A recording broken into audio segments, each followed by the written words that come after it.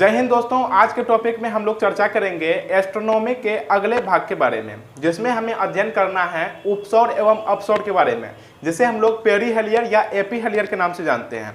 ठीक है, इससे पहले वाले वीडियो में आप लोगों को हमने बता दिया है तारा का निर्माण किस प्रकार से होता है एवं आकाशगंगाएं क्या होती है, ब्रह्मांड क्या होती है। और आज के टॉपिक में हम लोग जानेंगे कि जब पृथ्वी सूर्य के करीब आ जाती है ना, तो किस प्रकार की घटनाएं होती है, और जब पृथ्वी सूर्य से दूर चले जाती है तब किस प्रकार की घटनाएं होती है। ठीक है, तो अगर आप हमारे इस YouTube चैनल में नए हैं तो आप हमारे YouTube चैनल से जुड़ सकते हैं, क्योंकि यहाँ पे आपको प्रत्येक दिन सभी प्रकार की वीडियो अपलोड की जाएगी, सभी सब्जेक्ट्स की वीडियो अपलोड की जाएगी, जो कि आपके लिए किसी भी प्रकार के कॉम्पिटिटिव एग्जामिनेशन के लिए बहुत ही महत्वपूर्ण एवं बहुत ही हेल्पफुल होगी। तो चलिए शुरू करते हैं आज के इस टॉपिक के बारे में। एस्ट्रोनॉमी यानी अंतरिक्ष विज्ञान, इसमें हमें अध्ययन करना है अपसौर एवं उपसौर के बारे में। इससे पहले हम समझ लेते हैं प्रकाश वर्ष क्या होता है, जैसे हम लोग लाइट ईयर के नाम से जानते हैं। फिर समझेंगे ब्रह्मांड वर्ष क्या होता है, जिसे हम लोग यूनिवर्स ईयर्स के नाम से जानते हैं। फिर एस्ट्रोनॉमिकल यूनिट यानी खगोल इकाई क्या होती है। तो प्रकाश वर्ष यानी एक साल में प्रकाश द्वारा तय की गई जो गति होती है, यानी कोई भी प्रकाश है, जैसे कि हम यहाँ से क्या बार रहे हैं, लाइट ही बार रहे हैं, ठीक है, टॉर्च ही जला रहे हैं, तो एक वर्ष में जो प्रकाश द्वारा तय की गई दूरी है, ये तो हम टॉर्च की बात किए, ठीक है। लेकिन वास्तविक में जो प्रकाश है, एक साल में प्रकाश द्वारा तय की गई दूरी को ही हम लोग क्या कहते हैं, लाइट ईयर यानी प्रकाश वर्ष के नाम से जानते हैं। ठीक है, ये दूरी को बताता है। ठीक है, एक साल में प्रकाश द्वारा तय की गई दूरी, प्रकाश कितना दूरी तय करता है, ये हम लोग लाइट ईयर में जानते हैं। उसमें उसके बाद आता है ब्रह्मांड वर्ष। ब्रह्मांड वर्ष क्या होते हैं, इससे पहले वाले वीडियो में हम आपको बताए हैं जो यूनिवर्स ईयर होते हैं उसमें हमें अध्ययन करना होता है। उसमें हम लोग कहाँ रहते हैं, यानी यूनिवर्स में हम लोग कहाँ रहते हैं, तो गैलेक्सी में। गैलेक्सी में किस गैलेक्सी में, कि उस गैलेक्सी का नाम क्या है, तो उसे हम लोग मिल्की वे यानी मंदाकिनी के नाम से जानते हैं। ठीक है, ये इस प्रकार की गैलेक्सी है। ठीक है, और ये क्या है, इसके साइड में ये सूर्य है। ठीक है, सूर्य जो है मंदाकिनी का चक्कर लगाता है। हम बताए थे कि जिस प्रकार से पृथ्वी सूर्य का चक्कर लगाता है, चंद्रमा पृथ्वी का चक्कर लगाता है, उसी प्रकार से जो सूर्य है वह मंदाकिनी का चक्कर लगाता है। कितने समय में, तो 25 करोड़ साल में, 25 करोड़। तो ये जो है ये समय को दिखाता है, समय को सूचित करता है। कौन, ब्रह्मांड वर्ष। ठीक है, और ये पता है आपको कितने स्पीड में तय करता है, यानी सूर्य जो है मंदाकिनी का चक्कर जो है कितने दिनों में लगाता है, तो 25 करोड़ साल में, और 250 किलोमीटर प्रति सेकेंड की रफ्तार से। ठीक है, 250 किलोमीटर प्रति सेकेंड की रफ्तार से जो हमारे सूर्य हैं वे किसका चक्कर लगाते हैं, वे किसका लगाते हैं, मंदाकिनी का लगाते हैं। अब हम लोग समझते हैं खगोल इकाई, जिसे हम लोग एस्ट्रोनॉमिकल यूनिट्स के नाम से जानते हैं। ठीक है, तो आपको तो पता ही है कि सूर्य जो है, सूर्य सन जिसे हम लोग सूर्य कहते हैं, और पृथ्वी जो है, अर्थ जो है, इसका क्या करता है, घूर्णन करता है, सॉरी परिक्रमा करता है। यहाँ भी है और यहाँ भी है। ठीक है, परिक्रमा करता है। तो पृथ्वी एवं सूर्य के जो एवरेज डिस्टेंस होते हैं, औसत दूरी होते हैं, उसी को हम लोग खगोल इकाई यानी एस्ट्रोनॉमिकल यूनिट्स के नाम से जानते हैं। ठीक है, सूर्य एवं पृथ्वी के बीच के औसत दूरी को। ठीक है, औसत दूरी कितनी है, तो 14.96 करोड़ किलोमीटर, 14.96 करोड़ किलोमीटर। इसे अगर हम लोग बात करें, यानी पृथ्वी से सूर्य की दूरी की अगर हम लोग बात करें, तो 14,97,95,900 किलोमीटर होते हैं। ठीक है, और हम लोग एवरेज डिस्टेंस में 14.96 करोड़ किलोमीटर लिखते हैं। तो ये तो हो गई बेसिक्स। अब हम लोग समझते हैं अपसौर एवं उपसौर के बारे में। अब हम लोग समझते हैं अपसौर एवं उपसौर के बारे में। तो ये सूर्य है और ये पृथ्वी है। पृथ्वी जो है सूर्य का क्या कर रहा है, परिक्रमा कर रहा है।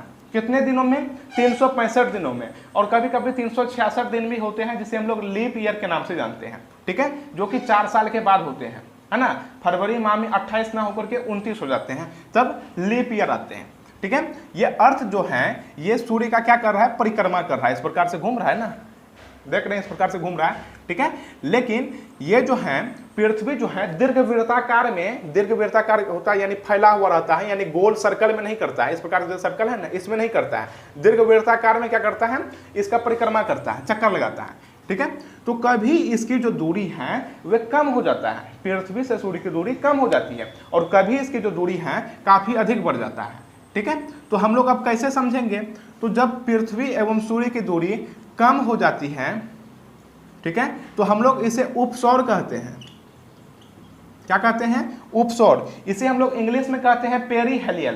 क्या कहते हैं? पेरीहेलियल। ठीक है, और सूर्य एवं पृथ्वी की जब दूरी यानी डिस्टेंस जो है ये अधिक हो जाती है, तो जब अधिक हो जाएगा तब हम लोग इसे क्या कहते हैं? तब हम लोग इसे कहते हैं अपसौर। अप मतलब अधिक, और सौर मतलब सूर्य की दूरी अधिक हो गई। ठीक है, उप मतलब क्या होता है? कम। जैसे उप प्रधानमंत्री, उप राष्ट्रपति, तो राष्ट्रपति से छोटे होते हैं, प्रधानमंत्री से छोटे होते हैं। उप जब आएंगे तब क्या होता है? उप मतलब होता है छोटा। तो जब ये दोनों के बीच की दूरी कम होगा तब हम लोग उपसौर कहेंगे, और जब अधिक होगा तो अप यानी अपसौर। ठीक है, ये तो हो गया पृथ्वी एवं सूर्य की दूरी के हिसाब से।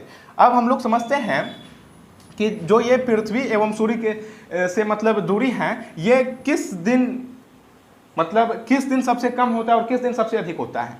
तो अब उपसौर की जो घटना है ये 3 जनवरी को सबसे कम होता है, और अपसौर की घटना 4 जुलाई को। ठीक है, 4 जुलाई को ये अधिक हो जाता है, यानी पृथ्वी एवं सूर्य की दूरी अधिक हो जाती है। ठीक है, और जब ये 3 जनवरी को करीब होता है, कम होता है दूरी, तब इस समय में क्या पड़ता है? ठंडा यानी सर्दी पड़ता है, सर्दी। और 4 जुलाई को क्या पड़ता है? गर्मी। अब आपके मन में एक प्रश्न होगा, क्वेश्चन होगा कि जब पृथ्वी एवं सूर्य के बीच की दूरी कम हो जाती है, यानी किसी भी चीज का दूरी अगर कम हो गया, ठीक है, तो ये प्रकाश तो अधिक देगा ना इसके ऊपर, यानी ये जो है रिफ्लेक्ट अधिक करेगा ना। ठीक है, तो फिर ऐसा क्यों है कि जब ये कम है तो फिर ये जो है इस समय ठंडा पड़ रहा है, और ये जब दूर है तो इस समय गर्मी पड़ रहा है। ऐसा क्यों? तो यहाँ पे इस मैप से समझिए। ठीक है, ऐसा इसलिए होता है कि हमारे जो भारत है, ठीक है, ये पृथ्वी के उत्तरी गोलार्ध में है। ठीक है, नॉर्थ पोल एवं साउथ पोल होते हैं ना, तो हमारा भारत जो है उत्तरी गोलार्ध में है। ठीक है, उत्तरी ध्रुव में है, ये हमारा भारत है उत्तरी गोलार्ध में। ठीक है, तो 3 जनवरी को जो है सूर्य की जो रोशनी है नॉर्थ में नहीं पड़ करके, नॉर्थ पोल में नहीं पड़ के, ये साउथ में पड़ता है, यहाँ पे प्रकाशमान करता है।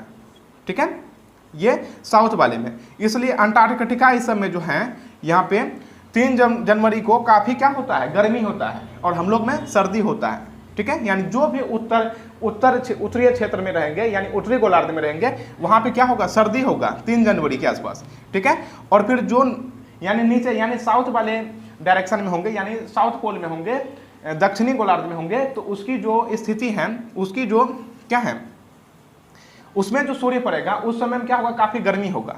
ठीक है, और ये देखिए, ये सूर्य से पृथ्वी की दूरी काफ़ी अधिक है ना, तो सूर्य से जो यानी दूरी जो अधिक है, लेकिन ये क्या है कि भारत जो है उत्तरी गोलार्ध में है, और ये जो है सूर्य से जो रोशनी पड़ रही है ये उत्तरी गोलार्ध में ही पड़ रहा है। देखिए डायरेक्ट पड़ रहा है ना, तो ये दूर होने के बावजूद भी यहाँ पे क्या होता है? यहाँ पे गर्मी हमें देखने के लिए मिलता है, यहाँ पे समर देखने के लिए मिलता है, और यहाँ पे विंटर यानी सर्दी देखने के लिए मिलता है, नज़दीक होने के बावजूद भी। ठीक है, लेकिन अंटार्कटिका इस समय में जब हम लोग के यहाँ सर्दी होगी, यानी ठंडा का मौसम होगा, तो वहाँ पे क्या होगा? गर्मी का मौसम होगा। और जब यहाँ पे गर्मी का मौसम होगा तो अंटार्कटिका में और ऑस्ट्रेलिया इस समय क्या होगा? वहाँ पे ठंडा होगा। ठीक है, तो उम्मीद है आप इसे समझ गए होंगे, इस कॉन्सेप्ट को, और ये भी समझ गए होंगे उपसौर और अपसौर क्या होती है। अब हम लोग समझ लेते हैं गैलेक्सी यानी आकाशगंगा के बारे में।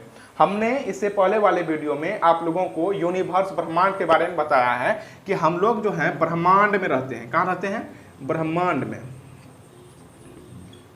रहते हैं। ब्रह्मांड में क्या आते हैं? ब्रह्मांड में आते हैं सुपर क्लस्टर, है ना। 3 आकाशगंगा के समूह को हम लोग सुपर क्लस्टर कहते हैं, क्लस्टर। ठीक है, इसके बाद आते हैं आकाशगंगा जिसे हम लोग गैलेक्सी कहते हैं। इसके बाद क्या आते हैं? आकाशगंगा के बाद आते हैं तारामंडल। इसके बाद क्या आते हैं? इसके बाद आते हैं नक्षत्र मंडल के बाद क्या आते हैं? तो सौर मंडल, जैसे हम लोग सोलर सिस्टम के नाम से जानते हैं, सौर मंडल। ठीक है, बीच में क्या आते हैं? सूर्य, और सौर मंडल में ही यहाँ पे हमारा क्या है? अर्थ है, पृथ्वी है। ठीक है, तो हम अब समझ लेते हैं कि जो हम लोग आकाश गंगा में रहते हैं यानी गैलेक्सी में रहते हैं, ब्रह्मांड में रहते हैं, ठीक है, तो हम लोग से जो करीबी आकाश गंगा है उसका नाम क्या है। तो हम बता चुके हैं हम लोग से जो करीबी आकाश गंगा, हम लोग जिस आकाश गंगा में रहते हैं उसका नाम है मंदाकिनी, जिसे हम लोग मिल्की वे या दुग्ध मेखला कहते हैं। हम लोग से जो करीबी आकाश गंगा है उसका नाम है एंड्रोमेडा यानी देवयानी, और हम लोग से जो दूसरी करीबी आकाश गंगा है उसका नाम है NGC H33, ठीक है।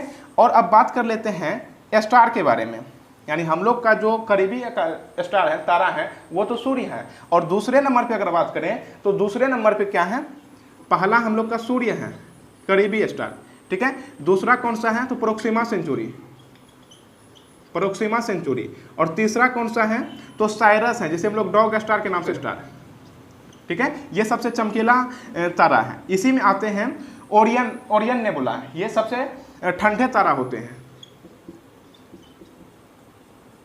ओरियन नेबुला, ओरियन नेबुला ये सबसे ठंडे तारा होते हैं। तो उम्मीद है आप ये चैप्टर को काफ़ी अच्छी तरह से समझ गए होंगे, उपसौर एवं अपसौर की घटनाएं क्यों होती है। और आप अगर हमारे इस YouTube चैनल में नए हैं तो आप हमारे YouTube चैनल से जुड़ जाइए, क्योंकि यहाँ पे आपको सभी सब्जेक्ट्स पढ़ने के लिए मिलेंगे जो कि किसी भी कॉम्पिटिटिव एग्जामिनेशन के लिए काफ़ी हेल्पफुल साबित होगा। तो फिर मिलते हैं अगले वीडियो में, तब तक के लिए जय हिंद।